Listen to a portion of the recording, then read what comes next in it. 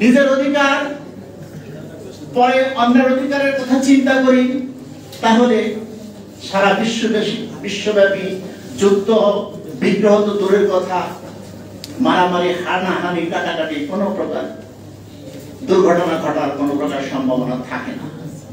তাই আমরা নিজের একজন মানুষ হিসেবে নিজের অধিকারের সাথে সাথে যদি আমরা অন্যের অধিকারের কথা চিন্তা করি, তাহলে সকল সমস্যার সমাধান হয়ে যায়। তাহলে বিশ্বব্যাপী এই অশান্তির সৃষ্টি থাকে না।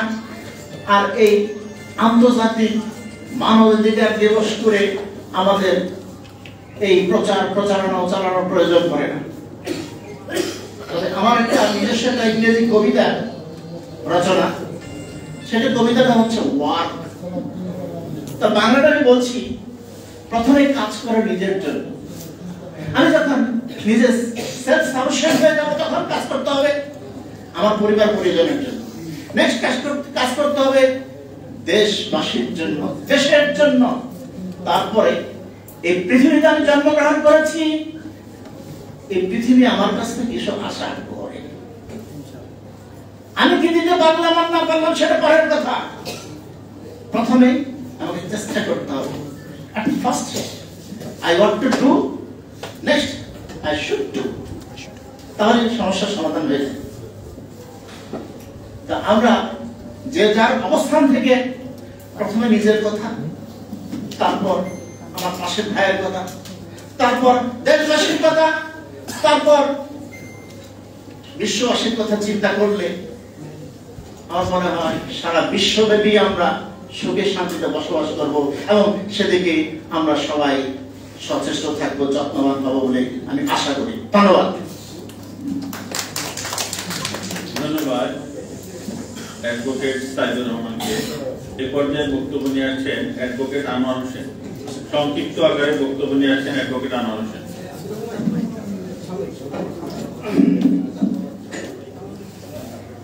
আউযু বিল্লাহি মিনাশ শাইতানির রাজিম। বিসমিল্লাহির রহমানির রহিম। বাংলাদেশ আইনজীবী অধিকার পরিষদ কর্তৃক আয়োজিত আন্তর্জাতিক মানবাধিকার দিবস উপলক্ষে আজকের আলোচনা সভায় উপস্থিত হবেন গণ অধিকার পরিষদের সভাপতি ডাকসু ভিপি নুরুল হক নূর, এবং উপস্থিত আছেন গণ অধিকার পরিষদের উচ্চতর পরিষদের সদস্য এবং বাংলাদেশ আইনজীবী অধিকার পরিষদের সদস্য সচিব এস.এম. এরশাদ সিদ্দিকী এবং প্রিয় সাংবাদিক ভাই বোন, আসসালামু আলাইকুম। আজ আমরা এখানে সমবেত হয়েছি আন্তর্জাতিক মানবাধিকার দিবস উপলক্ষে।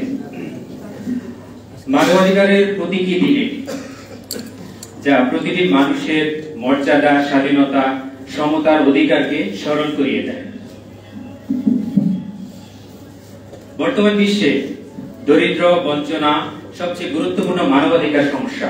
1948 সালের 10 ডিসেম্বর জাতিসংঘ সাধারণ অধিবেশনে প্রথম মানবাধিকার সার্বজনীন ঘোষণা গৃহীত হয়, যা একটি মাইল ফলক।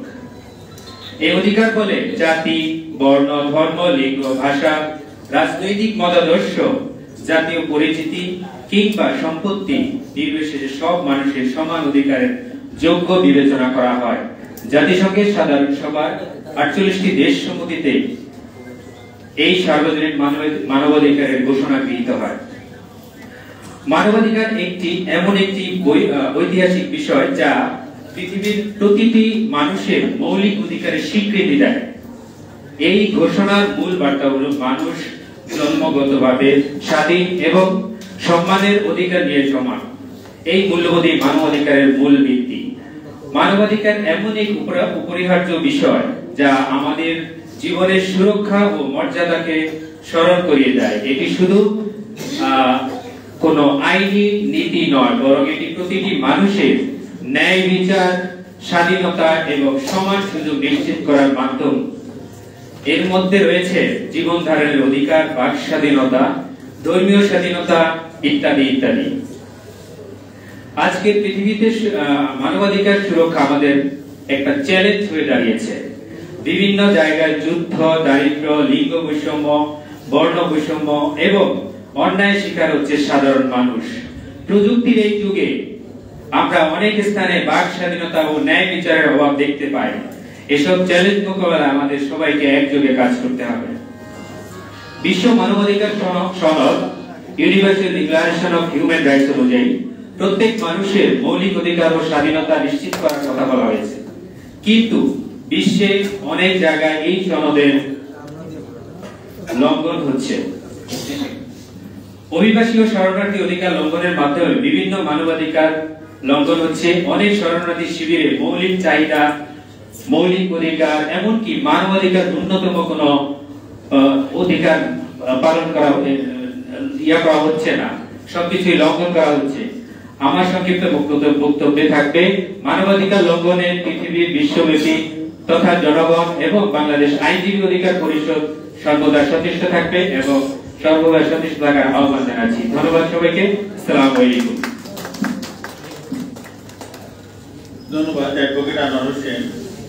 আমাদের মাঝে এই মুহূর্তে এখন আসন গ্রহণ করবেন অ্যাডভোকেট হাবিবুর রহমান রিজু ভাই, গণ অধিকার পরিষদের অন্যতম নেতা হাবিবুর রহমান রিজু ভাই। সম্মানিত উপস্থিতি, আমরা একটু সময়ের দিকে খেয়াল করব, যেহেতু আমাদের অনেক বক্তা রয়েছে এখনো। আমাদের মাঝে উপস্থিত হবেন ডাকসুর সাবেক বিবি, গণ অধিকার পরিষদের সম্মানিত সভাপতি জনাব নুরুল হক নুর। আমরা তার বক্তব্য শুনবো, উনি কাছাকাছি আছেন এবং আরো অন্যান্য বক্তারা রয়েছেন। তো এ পর্যায়ে আমাদের মাঝে বাংলাদেশ পেশাজীবী অধিকার পরিষদের ঢাকা মহানগর দক্ষিণের সম্মানিত আহ্বায়ক এবং অ্যাডভোকেট মেহেদী হাসান এখন বক্তব্য প্রদান করবেন। ধন্যবাদ হাবিবুর রহমান রিজু ভাইকে।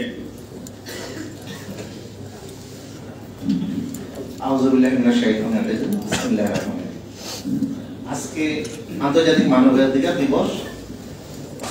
আমাদের দেশে এই মানবাধিকার দিবসের ইতিহাস প্রায় সবাই জানে, কিন্তু প্রকৃতপক্ষে বাংলাদেশে কিভাবে মানবাধিকার লঙ্ঘন হচ্ছে এই ইতিহাসটা সামান্যভাবে কি করণীয় এই ব্যাপারটা আমি তুলে ধরতেছি। প্রথমে বলবো 1948 সালে যখন মানবাধিকার 30টি অনুচ্ছেদের মাধ্যমে এই ঘোষণাপত্রটা হয়, তখন বলা ছিল যে প্রত্যেকটা স্বাধীন রাষ্ট্র এগুলা অঙ্গীকারগুলা পালন করবে, মানে এই অনুচ্ছেদগুলো পালন করবে। সেরকম 1971 সালে বাংলাদেশ স্বাধীন হওয়ার পর বাংলাদেশ সংবিধানে প্রথম সংবিধান 1972 সালে যে সংবিধানের মধ্যে ছিল মানবাধিকার লঙ্ঘনের ব্যাপারে মৌলিক অধিকারগুলা, কিন্তু এইগুলা নিয়ে কোন সরকার 1971 সাল থেকে এ পর্যন্ত 53 বছরে কোন সরকারই কোনো কাজ করে নাই। 2009 সালে জাতীয় মানবাধিকার দিবস, মানবাধিকার আইন 2009 বাংলাদেশে হয়েছিল এবং এই জাতীয় মানবাধিকার আইন 2009 এ সবচেয়ে যে বড় প্রবলেমটা ছিল, এটা ছিল গঠনটা ছিল জাতীয় সংসদের স্পিকার উনি 7 জনকে নিয়োগ করবে, এই মানবাধিকার কমিশনে কে কমিশনার হবে। সম্মানিত উপস্থিতি, কেউ যদি মনে করেন তাদের নিজস্ব সরকারের মাধ্যমে তৈরিকৃত জাতীয় মানবাধিকার কমিশন কি কখনো চোরকে চোর ধরবে, কখনো চোরের সন্তান চোর ধরবে না। বিগত আমরা দেখছি 2009 থেকে প্রায় 600 বিচার বহির্ভূত হত্যা। তারা কিন্তু এই জাতীয় মানবাধিকার কমিশন কিন্তু একবারও প্রতিবাদ করে নাই, বাংলাদেশ থেকে প্রতিবাদ করে নাই। আমেরিকা থেকে কিভাবে প্রতিবাদ করে এই মানবাধিকার কমিশনের রেডের 6 জনকে মানে নিষেধাজ্ঞা দেওয়া হয়েছিল? কারণ তাদের গঠনতন্ত্র এবার আমাদের আসতে হবে, মূল গঠনতন্ত্র পরিবর্তন করতে হবে, তাদের মানবাধিকার কমিশনের যে আইনটা সংশোধন করতে হবে। সেই জন্য বর্তমান সরকার যদি এই আইন পরিবর্তন না করে, কোন নির্বাচিত সরকার পরিবর্তন করবে না। কারণ নির্বাচিত সরকারকে তো টেকেলে দিতেছে মানবাধিকার কমিশন। কারণ নির্বাচিত সরকারের গঠনতন্ত্র যদি স্পিকার উনি নিয়োগ করে, গৃহপালিত পশু সবসময় তো গৃহপালিত হবে। যেমন গত সরকারের আমলে জাতীয় পার্টি গৃহপালিত ছিল, ওরা এখন উল্টাপাল্টা কথা বলে। গৃহপালিত পশুরা কখনো নিজের অবৈধ হয় না। সো আমি বলবো বর্তমান সরকারকে একটি জাতীয় মানবাধিকার সংস্থার কমিশন গঠন করা হোক। যদি সংস্থা কমিশন গঠন করা হয় তাহলে আমাদের গণ অধিকার পরিষদ, আইনজীবী অধিকার পরিষদ এবং সকল অধিকার পরিষদ, আমাদের এই গণ অধিকার পরিষদ একটি সংস্কার যে প্রস্তাব দিবে এবং এটা ইতিমধ্যে বিভিন্ন সংস্থানগুলোকে আমরা দেওয়া হলো, যেমন দুর্নীতি দমন কমিশনকে, নির্বাচন কমিশনকে, সব কমিশনকে আমাদের গণ অধিকার পরিষদ সংস্কার প্রস্তাবগুলো দিয়েছে। এবং যে প্রস্তাবগুলো আপনারা দেখবেন এই গণ অধিকার পরিষদের 21টি দফা 1948 সালে 30টি অনুচ্ছেদের মূল কথা গণতন্ত্র, ন্যায় বিচার, অধিকার এবং জনস্বার্থ, এইগুলা মূল থিমটা কিন্তু এটাই চলে আসছে। এই জন্য আমি বলবো বর্তমান সরকারের কাছে দাবি এই মানবাধিকার কমিশন সংস্কার কমিশন গঠন করা হোক, তাহলে আমাদের গণ অধিকার পরিষদ থেকে একটি সংস্কার প্রস্তাব দেওয়া হবে। সে আহ্বান রেখে আমি আমার সংক্ষিপ্ত বক্তব্য শেষ করলাম। সবাই ভালো থাকেন, সুস্থ থাকেন, আল্লাহ হাফেজ। ধন্যবাদ অ্যাডভোকেট মেহেদী হাসানকে। এবং সেই সঙ্গে উনি কিন্তু আমাদের এই যে আজকের এই যে সুন্দর আয়োজন এই আয়োজনের সার্বিক তত্ত্বাবধানে ছিলেন অ্যাডভোকেট মেহেদী হাসান এবং সঙ্গে ছিলেন অ্যাডভোকেট জামিল সিরাজ। তাদের জন্য একটু করতালি দিই আমরা। সম্মানিত সুধী, আমাদের মাঝে ইতিমধ্যে উপস্থিত হয়েছেন বাংলাদেশ শ্রমিক অধিকারের সম্মানিত সভাপতি জনাব আব্দুর রহমান, তার জন্য আমরা একটু করতালি দিই। এই পর্যায়ে আপনাদের সামনে বক্তব্য উপস্থাপন করবে অ্যাডভোকেট মমিনুল ইসলাম। অ্যাডভোকেট মমিনুল ইসলাম, আমরা সবাই একটু ঘড়ির দিকে তাকাবো, যেহেতু আমাদের আরো অনেক বক্তা রয়েছে। সবাই সংক্ষিপ্ত আকারে নিজের মূল বক্তব্য উপস্থাপন করব। ধন্যবাদ।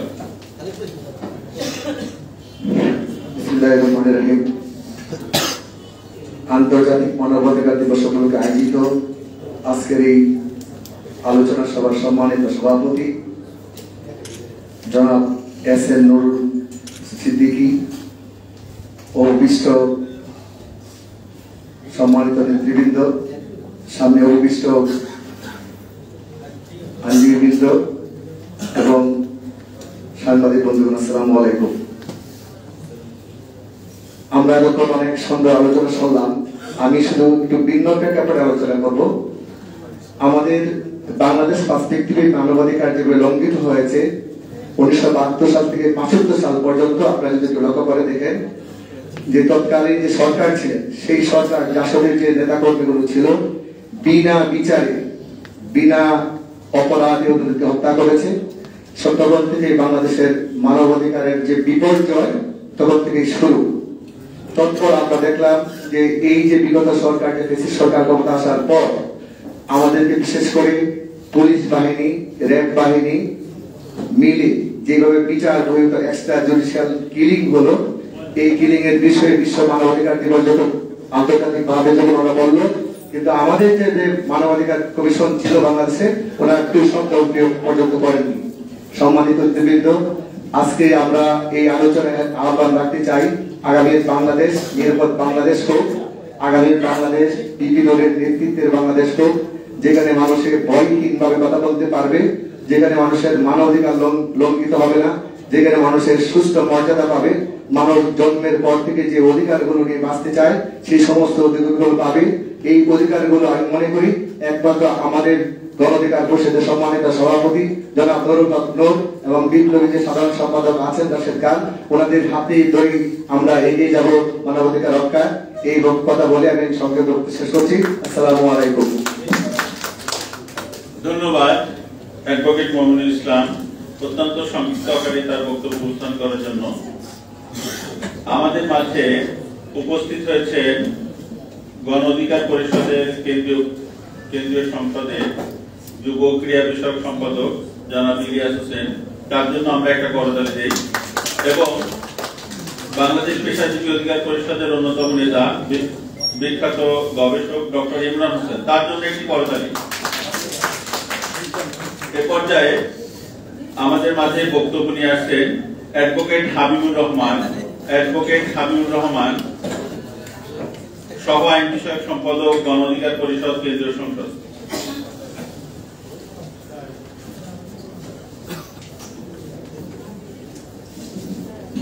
বিসমিল্লাহির রহমানির রহিম। ন্যায় বিচার, অধিকার, মর্যাদা, এই তিনটা স্লোগানকে সামনে রেখে বাংলাদেশ আইনজীবী অধিকার পরিষদ এগিয়ে যাচ্ছে। বাংলাদেশ আইনজীবী অধিকার পরিষদ কর্তৃক আয়োজিত আজকের এই বিশেষ দিনে আন্তর্জাতিক মানবাধিকার দিবস উপলক্ষে আলোচনা সভায় মঞ্চে উপবিষ্ট সম্মানিত অতিথিবৃন্দ, আমার সামনে উপবিষ্ট বিভিন্ন শ্রেণীর পেশার ভাই বোনরা এবং সাংবাদিক ভাই বোনদের আমার পক্ষ থেকে সালাম ও শুভেচ্ছা জানাচ্ছি। আমাদের আজকের যে আলোচ্য বিষয় সেটা হলো, যেহেতু মানবাধিকার বিষয়কে কেন্দ্র করে আমরা এখানে সবাই সমবেত হয়েছি, একটা বিষয় আমাদেরকে লক্ষ্য রাখতে হবে, যে বিষয়টা আমাদের আমার আগের বক্তারা এখানে বলে গেছেন। এই মানবাধিকার বিষয়টা যে উদ্ভব সেটা আমরা জানি যে 1948 সালে। সেটা কিভাবে আসলো?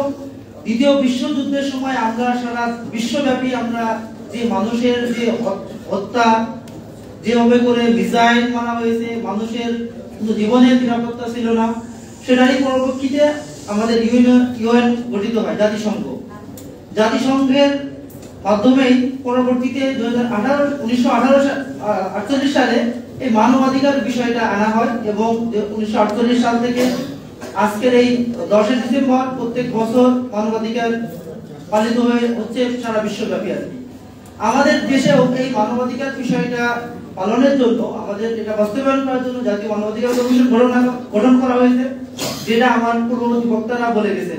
এবং আমাদের এবারের প্রতিপাদ্য বিষয় আমাদের অধিকার, আমাদের ভবিষ্যৎ এখনই।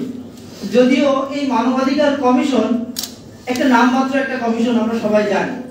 ইভেন যে ইউএনও যে আমাদের যে universal declaration of human rights, যে এটাও একটা যে আমাদের 30টা রাইটস এখানে উল্লেখ করা হয়েছে, এগুলো খুবই সুন্দর। আসলে এই বিষয়গুলো যে বিষয়গুলো এখানে আনা হয় এগুলো বলতে শোনা যায়, কিন্তু এগুলো বাস্তবায়নটা খুবই ডিফিকাল্ট হয়ে যায়। কেউ এই জিনিসগুলো কিছু বাস্তবায়ন করতে পারে না বা সম্ভব হয় না। এগুলো যদি আমরা সঠিকভাবে বাস্তবায়ন না করতে পারি, এটা কিন্তু শুধুমাত্র আমাদের এই আলোচনার মধ্যে সীমাবদ্ধ থাকে। তো আমরা যেহেতু জানি যে সারা বিশ্বব্যাপী সিরিয়া, ফিলিস্তিন, এগুলো কিভাবে মানুষের মানবাধিকার লঙ্ঘন হচ্ছে, শুধু সেখানেই না, আমাদের বাংলাদেশেও মানবাধিকার ছিল না। বা আমরা দেখেছি এই যে জুলাই বিপ্লবের সময় মানুষ একটা আন্দোলন করতেছে, সেখানে উপর থেকে গ্রেনেড মারা হচ্ছে, গুলি করা হচ্ছে। এটা কোন আইনে আছে? এটা তো কোনো আইনে না। এবং আরো জানবেন যে এই যে ফোনে চেক করা হয়, রাইট টু প্রাইভেসি,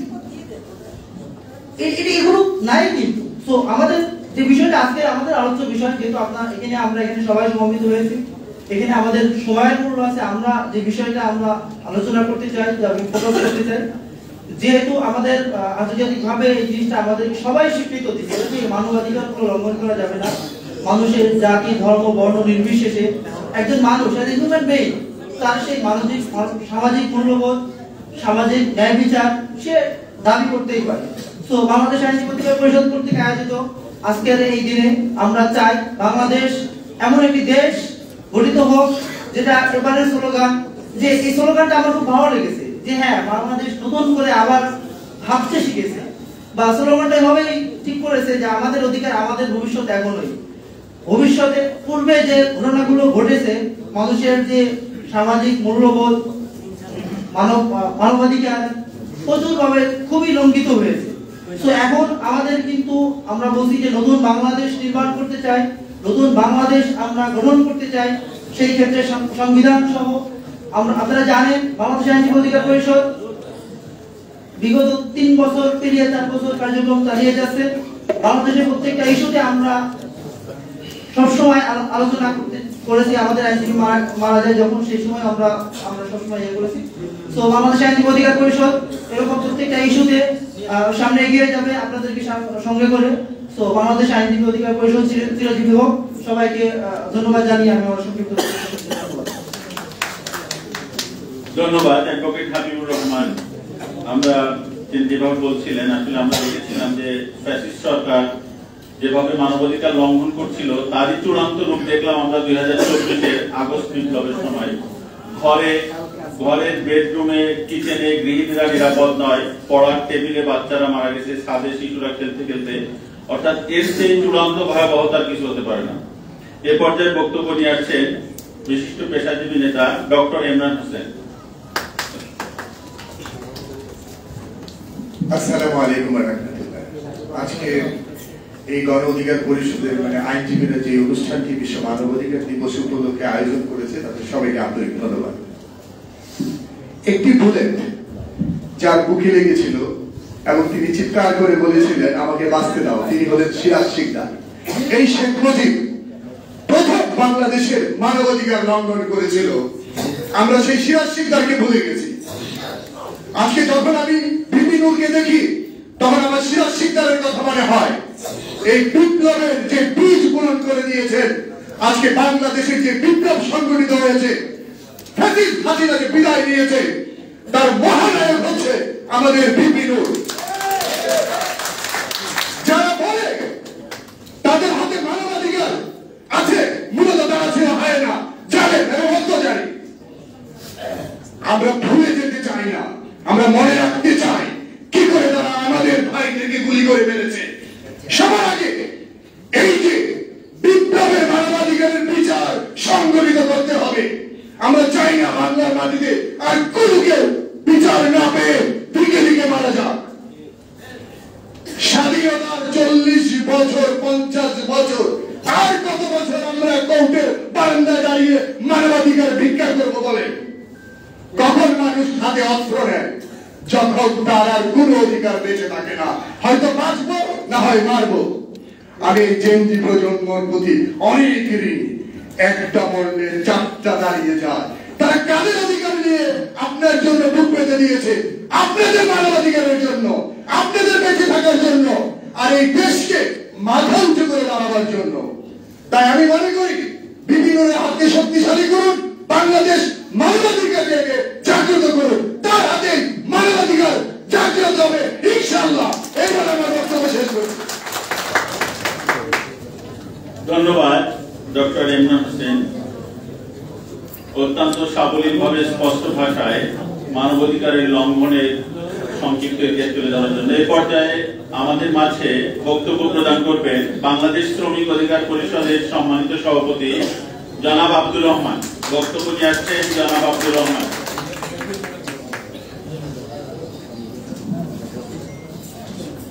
আন্তর্জাতিক মানবাধিকার দিবস উপলক্ষে আয়োজিত আজকের এই আলোচনা সভার সম্মানিত সভাপতি, আইনজীবী অধিকার পরিষদের সভাপতি জনাব নুরের শাহ সিদ্দিকী, উপস্থিত আছেন বিভিন্ন নেতৃবৃন্দ ও আমার সহযোদ্ধা ভাইরা, আসসালামু আলাইকুম ওয়া রাহমাতুল্লাহ। আন্তর্জাতিক মানবাধিকার দিবসে আজকে 3টি মানবাধিকার লঙ্ঘনের বিষয় আপনাদের সামনে সংক্ষিপ্তভাবে আলোচনা করব। প্রথমটি হচ্ছে মজুরি। আপনারা জেনে অবাক হবেন, এই দ্রব্যমূল্যের ঊর্ধ্বগতির সময়ে একজন চা শ্রমিককে মাত্র 170 টাকা মজুরি দেওয়া হয়। এটা মানবাধিকারের চরম লঙ্ঘন।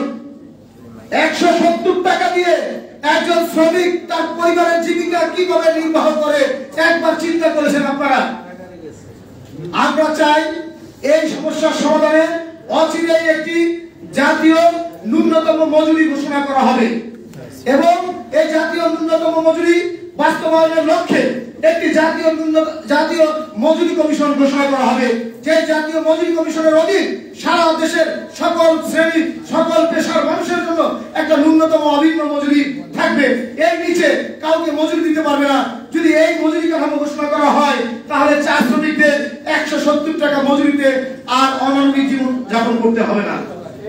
দ্বিতীয়ত আমি যে বিষয়টা বলবো, আজকে এই যে পাথর শ্রমিক, আপনারা জানেন সিলেটের পাথরকুয়ারিতে প্রায় 20 লক্ষ পাথর শ্রমিককে বসিয়ে রাখা হয়েছে। আপনারা জানেন দীর্ঘকাল থেকে এই সনাতন পদ্ধতিতে এই পাথরকুয়ারি দিয়ে পাথর উত্তোলন করা হতো, কিন্তু বাংলাদেশে একটা তথাকথিত পরিবেশবাদীরা এটাকে ভেটো দিয়েছে, বলছে পাথর উত্তোলন করলে নাকি পরিবেশের বিপর্যয় হয়। অথচ বাংলাদেশের সীমান্ত থেকে মাত্র 300 মাইল দূরে ভারত বিভিন্ন ভাবে পাথর উত্তোলন করে সনাতন পদ্ধতিতে না পরিবেশ বিপর্যয় হবে এমন পদ্ধতিতে পাথর উত্তোলন করে বাংলাদেশে তারা রপ্তানি করে। বাংলাদেশের বৈদেশিক মুদ্রা রিজার্ভ চলে যায় সেই এলসির মাধ্যমে ভারতে। ভারত থেকে বাংলাদেশ পাথর আমদানি করে মাত্র 300 মাইল দূরে যে পাথর উত্তোলন করে, তবু বাংলাদেশে পাথর উত্তোলন করতে দেয় না। বর্তমানে এই পাথর শ্রমিকরা অমানবিক জীবন যাপন করছে। যারা সিলেটে গিয়েছেন, যারা চাকমাকে গিয়েছেন, যারা কোম্পানিগঞ্জ গিয়েছেন, যারা ভোলাগঞ্জে গিয়েছেন, তারা দেখবেন কি অমানবিক জীবন যাপন তারা করছে। আমরা অনতিবিলম্বে পাথর আমদানি বন্ধ করে বাংলাদেশের পাথর শ্রমিকদের এই পাথর উত্তোলনের অনুমতি দিয়ে সমস্ত পাথর জম শ্রমিকদের একটা মানসম্মত জীবনযাপন দাবি করছি। সর্বশেষ বলবো সিন্ডিকেটের কথা। এই সিন্ডিকেট আপনারা জানেন, আমরা বিগত দিনে দেখেছি এই যে প্রবাসী সিন্ডিকেট, জনশক্তি রপ্তানি খাতে সিন্ডিকেট, এই সিন্ডিকেট এই 5ই আগস্টের পরে আমরা আশা করেছিলাম এই সিন্ডিকেট ভেঙে যাবে, এই দেশের লক্ষ কোটি মানুষের, লক্ষ কোটি যুবক শ্রমিকের কর্মসংস্থানের ব্যবস্থা হবে। কিন্তু অত্যন্ত দুঃখ এবং পরিতাপের বিষয়, একজন আদর্শবান ব্যক্তি ওই সিন্ডিকেট, ওই প্রবাসী কল্যাণ ও কর্মসংস্থান, বৈদেশিক কর্মসংস্থান মন্ত্রণালয়ের দায়িত্বে থাকা সত্ত্বেও আজ আমরা এই প্রবাসী সিন্ডিকেট ভাঙতে পারি নাই। যেখানে মধ্যপ্রাচ্যের একটি দেশে যেতে ভারত থেকে মাত্র 80,000 থেকে 90,000 টাকা লাগে, সেইখানে বাংলাদেশ থেকে মধ্যপ্রাচ্যে যেতে আপনারা জানেন 5 থেকে 7 লক্ষ টাকা লাগে। এই যে প্রবাসী শ্রমিকদেরকে তাদের ভিটের মাটি সব বিক্রি করে তাদেরকে সর্বশান্ত করা হচ্ছে, এটা মানবাধিকারের চরম লঙ্ঘন। এবং সর্বশেষ আরেকটি কথা বলবো, দ্রব্যমূল্যের যে সিন্ডিকেট দেখতে পাচ্ছেন, আপনারা জানেন গতকালকে প্রতি কেজি 8 টাকা বেড়েছে প্রতি কেজি তেলে। আপনারা দেখছেন তেল পাওয়া যায় না বাজারে, যে 8 টাকা বেড়েছে আর বাজারে তেল 6 লাখ হয়ে গিয়েছে। এই বাজার কারা সিন্ডিকেট করে? 5ই আগস্টের পরে কেন এই সিন্ডিকেট থাকবে? আমি জবাব চাই, কেন সিন্ডিকেট থাকবে? করে আমরা রক্ত দিয়েছি এই সিন্ডিকেট টিকে রাখার জন্য না, অনতিবিলম্বে মানবাধিকারের চরম লঙ্ঘন, এই সিন্ডিকেট, এই কর্মসংস্থানহীনতা, এই যে আজকে মজুরি যে দুর্ভোগ, আমরা এই থেকে মুক্তি চাই। মানবাধিকার বিষয়ে আন্তর্জাতিক মানবাধিকার দিবসে আমাদের শ্রমিক অধিকার পরিষদের পক্ষ থেকে, এই শ্রমিক সমাজের পক্ষ থেকে এটাই আমার দাবি। আসসালামু আলাইকুম ওয়া রাহমাতুল্লাহ। ধন্যবাদ জনাব আব্দুর রহমান শ্রমিকদের মানবাধিকার লঙ্ঘনের বিষয়ে সুন্দরভাবে উপস্থাপন করার জন্য। আমাদের মাঝে উপস্থিত আছেন জনাব মিজানুর রহমান, সম্মানিত সভাপতি, গণ অধিকার পরিষদ ঢাকা উত্তরের সম্মানিত সভাপতি এবং গণনেতা, ওমর ফারুক সন্দীপ সহ অন্যান্য গণ অধিকার পরিষদের নেতৃবৃন্দ। এ পর্যায়ে বক্তব্য নিয়ে আসছেন জনাব মঞ্জুর মোর্শেদ মামুন, সভাপতি বাংলাদেশ যুব অধিকার পরিষদ। সভাপতি বাংলাদেশ যুব অধিকার পরিষদ।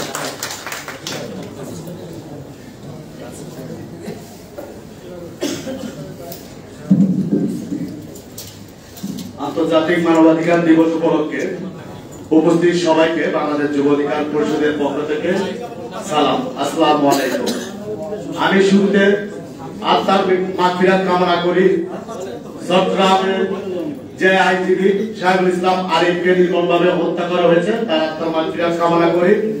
এবং জুলাই আগস্টে পূর্বস্বরূপ করে যারা শহীদ হয়েছে তাদের আত্মার মাগফিরাত কামনা করি। আলিফকে যখন নৃশংসভাবে হত্যা করা হয়, তখন মানবাধিকার নিয়ে আমাদের পার্শ্ববর্তী রাষ্ট্র কথা বলে না। চিন্ময় দাস প্রভুকে গ্রেফতার কেন করা হয়েছে? আমরা যুগ যুগ ধরে এদেশে মুসলমান, হিন্দু, বৌদ্ধ, খ্রিস্টান সহ সকল জাত ধর্ম একসাথে শান্তিপূর্ণভাবে বসবাস করে আসছি। চিন্ময় দাস প্রভুর উপরে যখন অবৈধ আওয়ামী লীগ এবং খুনি শেখ হাসিনা ভর করে, তাকে গ্রেফতার করাটা বাধ্যতামূলক হয়ে যায়। শিল্পদাস প্রভুর উপরে আওয়ামী লীগ ভর করেছিল, এটা তো আমরা সবাই জানি। কিন্তু দুঃখের বিষয়, পার্শ্ববর্তী রাষ্ট্র, মিডিয়াগুলো এবং বিজেপির কিছু কতিপয় নেতা আওয়ামী লীগ থেকে নিয়োগ দেওয়া হয়েছে, তারা বাংলাদেশ নিয়ে যেভাবে অপপ্রচার করা হচ্ছে, তারা কিন্তু কি বলে না 2021 সালে যখন খোসাই মোদী বাংলাদেশে আগমন করেছিল, তখন বাংলাদেশ যুব এবং ছাত্র অধিকার পরিষদের 66 জনকে গ্রেফতার করেছিল। তখন কি আমাদের মানবাধিকার লঙ্ঘন হয়নি?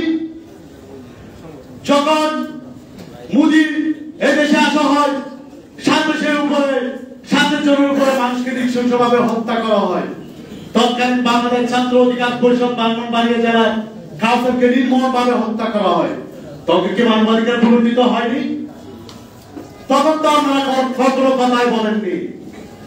আমরা বলতে চাই, ভারতীয় আগ্রাসন এর বিরুদ্ধে যেমন বাংলাদেশ যুব অধিকার পরিষদ পদক থেকে সোচ্চার ছিল, সার্বভৌমত্বের ক্ষেত্রে বাংলাদেশ যুব অধিকার পরিষদ কখনো ছাড় দিবে না। আমরা বিন্দু মাত্র ছাড় দিব না।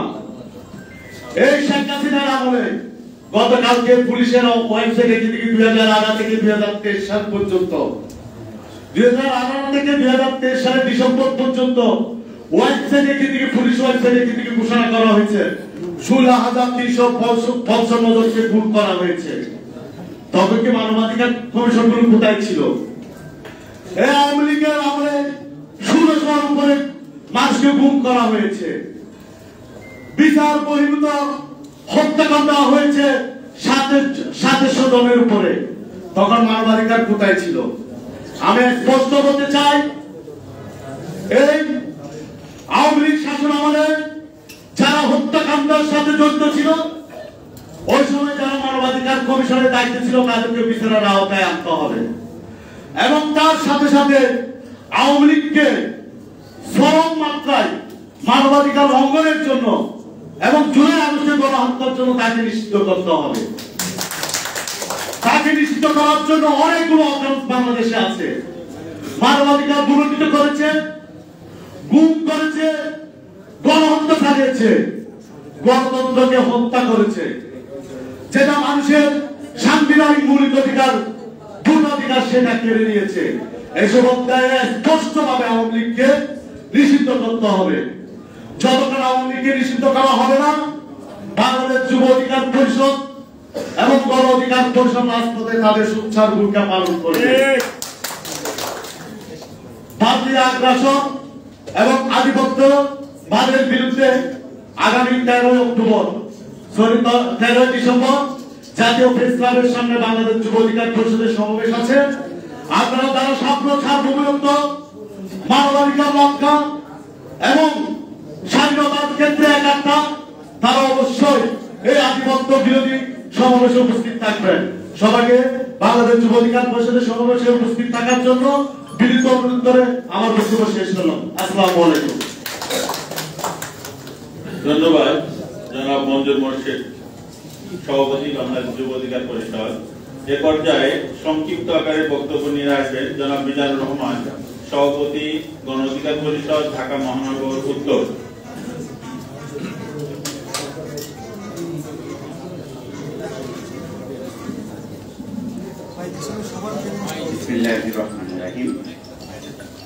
প্রথমেই ঢাকা মহানগর উত্তরের পক্ষ থেকে আন্তরিক অভিনন্দন ও শুভেচ্ছা জানাচ্ছি বাংলাদেশ আইনজীবী অধিকার পরিষদকে, যারা বর্তমান সময়ে উপযোগী একটি আলোচনা সভায় অ্যারেঞ্জমেন্ট করেছেন। আপনারা জানেন, আমরা বাঙালি জাতি 1948 থেকে 71 পর্যন্ত পাকিস্তানের কাছে এক ধরনের জিম্মি ছিলাম। রক্তপেয়ী আন্দোলনের মাধ্যমে 1971 সালে আমার দেশ স্বাধীন হলো, কিন্তু 72 থেকে দীর্ঘ 2024 সাল পর্যন্ত দীর্ঘ 53টি বছর আমরা ভারতীয় আগ্রাসনের কাছে জিম্মি ছিলাম। এই জিম্মি দশা এক ধরনের চরম মানবাধিকার লঙ্ঘন। আমার দেশের প্রায় 70% মানুষ এখনো তারা উচ্চ শিক্ষিত নয়। আমরা এখানে যারা আছি ম্যাক্সিমামই উচ্চ শিক্ষিত।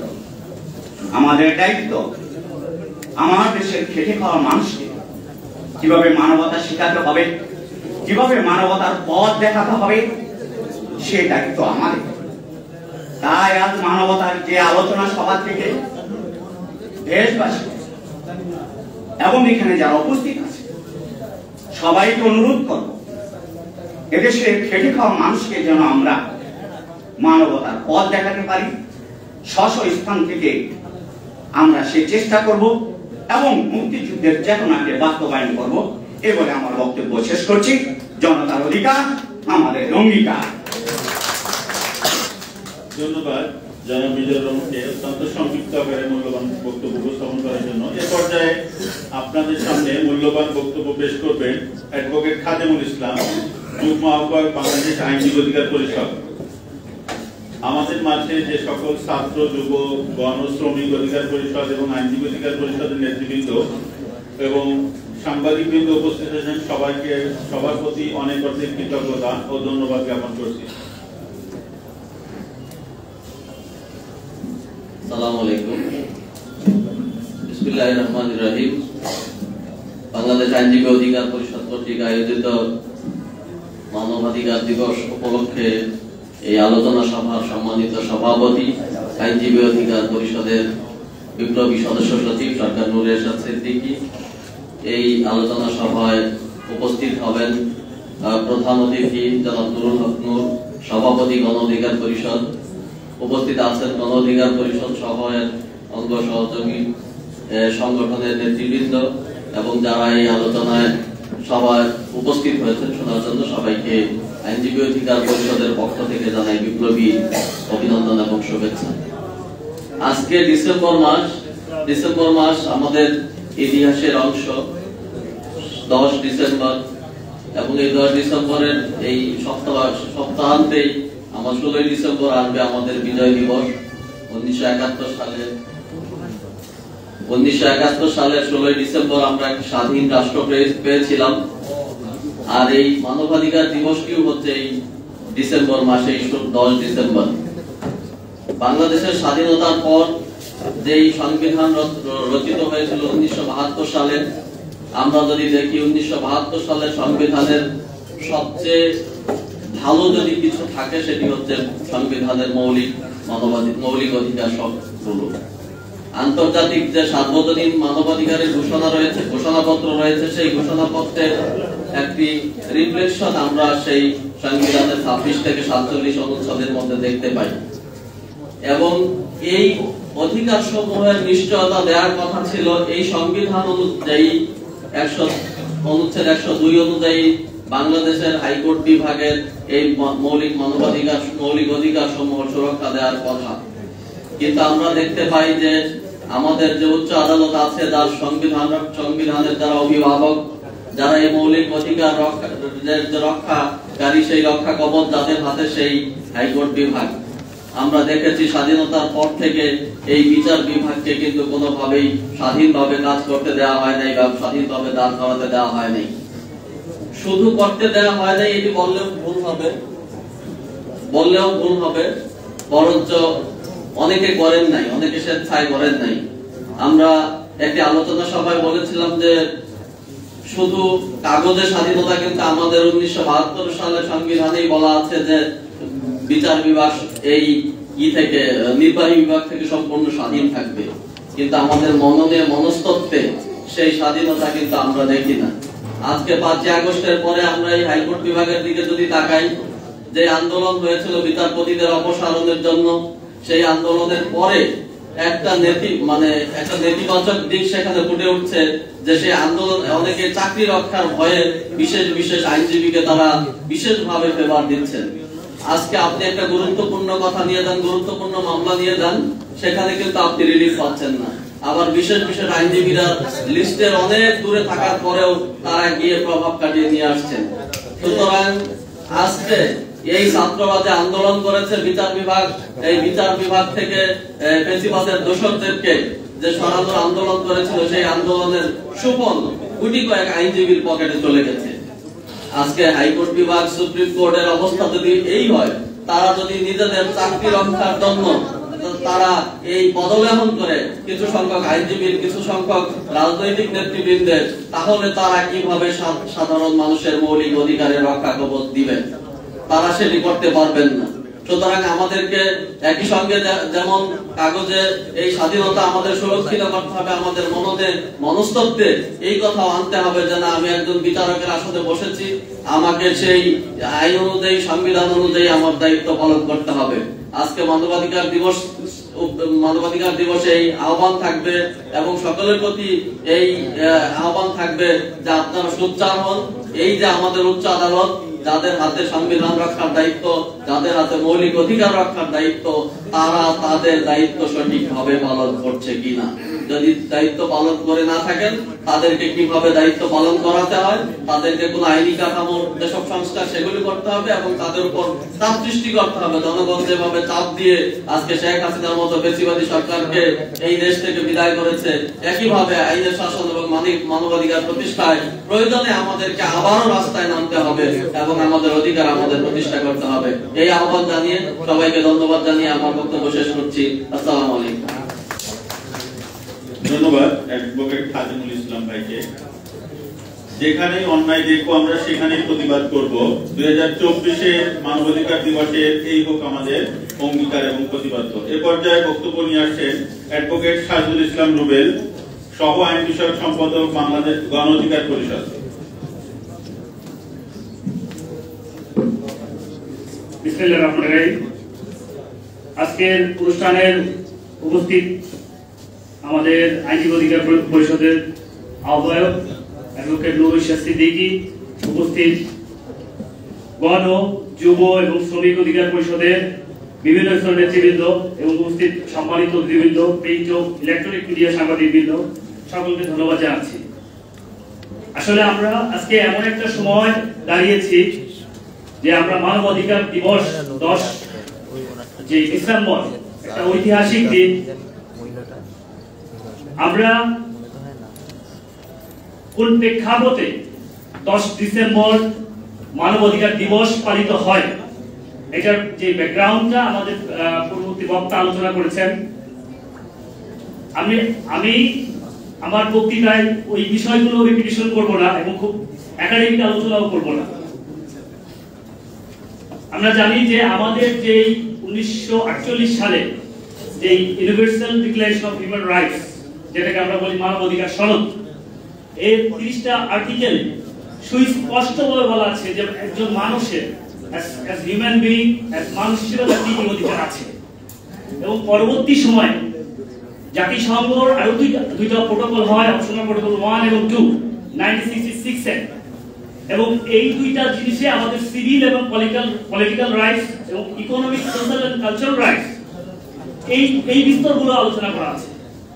আমি বলছি যে আমাদের যে যখন আমরা আমাদের কনস্টিটিউশন ফ্রেমওয়ার্ক করি 1972 তে, ওখানে আমাদের কনস্টিটিউশনের দুইটা পার্ট 2 এবং পার্ট 3। পার্ট 2 তে আমরা যেটা আমাদের option protocol 1, economic, social, cultural rights, এবং সিভিল এবং পলিটিক্যাল পার্ট 3 তে যেটা আমাদের বলি যে মৌলিক অধিকার বা ফান্ডামেন্টাল হিউম্যান রাইটস, যেটা ওইটা ইনকর্পোরেট আছে। এখন কোশ্চেন হচ্ছে যে এগুলো আমরা কতটুকু পাচ্ছি। আমরা দেখতে পাচ্ছি যে আমাদের যে বিগত রিজিমে আমাদেরকে গুম করা হচ্ছে, আমাদের, এবং এই গুম যে করা হচ্ছে এর জন্য আমরা কোনো বিচার পাচ্ছিলাম না। আমাদেরকে ফোর্স করে ডিসঅ্যাপিয়ার করে রাখা হচ্ছে, কিলিং করা হচ্ছে। যে আমরা বুয়েটে দেখেছি আপনার ফাহাদকে কিভাবে নির্মমভাবে হত্যা করা হয়েছে। খুব যখন পর্যন্ত না মিডিয়াগুলা, সারা দেশগুলা আন্দোলন হলো, এর আগ পর্যন্ত এই বিচার হবে এটা আমরা কেউ বিশ্বাস করতে পারি না। তাহলে আমাদের যে প্রাথমিক নির্দেশটা যে আমাদের একটা ইনসিডেন্স হয়েছে, আমরা থানায় যাব, আমাদের এফআইআর লজ হবে বা আমাদের কমপ্লেইনটা নিবে, এটার জন্য আমাদের মুভমেন্ট করতে হচ্ছে। তো একটা সভ্য সমাজে এটা কোনোভাবেই মানবাধিকার ইন্ডিকেট ওই সময় ছিল না। তো এই অবস্থায় আমরা আজকের যে দিবস, এই দিবসের প্রকৃত তাৎপর্য বোঝার এবং জানার আমরা চেষ্টা করব। এবং আমরা যেই আশা নিয়ে, যে প্রেক্ষাপটে 5 আগস্টে আমরা এই স্বৈরাচারী রিজিমকে আমরা ফেলে দিয়েছি, সে পালায়ন করেছে, তো এই জিনিসগুলো যেন আমাদের জাতীয় জীবনে আমরা পুনঃপ্রতিষ্ঠা করতে পারি, এই আশা ব্যক্ত রাখছি। এবং আমাদের যে আইনজীবী অধিকার পরিষদ, এর পূর্ণ সফলতা কামনা করছি, গণ অধিকার পরিষদ কামনা করছি। আপনারা সবাই ভালো থাকুন, সুস্থ থাকুন। আসসালামু আলাইকুম। ধন্যবাদ অ্যাডভোকেট সাজুল ইসলাম রুবেল। প্রবাসী অধিকার পরিষদের জনাব টিটু ভাই, আপনি যদি এখানে থাকেন তাহলে আপনাকে মঞ্চে আসন গ্রহণ করার জন্য অনুরোধ করছি। আমাদের মাঝে উপস্থিত হয়েছেন বাংলাদেশ পেশাজীবী অধিকার পরিষদের কেন্দ্রীয় কমিটির মানবাধিকার বিষয়ক সম্পাদক জনাব শাহজালাল এবং ঢাকা মহানগর উত্তরের পেশাজীবী পরিষদের আহ্বায়ক জনাব গালিব ভাই। এ পর্যায়ে আমাদের মাঝে বক্তব্য নিয়ে আসছেন জনাব অ্যাডভোকেট শেখ শওকত হোসেন, আইন বিষয়ক সম্পাদক, বাংলাদেশ গণ অধিকার পরিষদ, আইন বিষয়ক সম্পাদক, গণ অধিকার পরিষদ।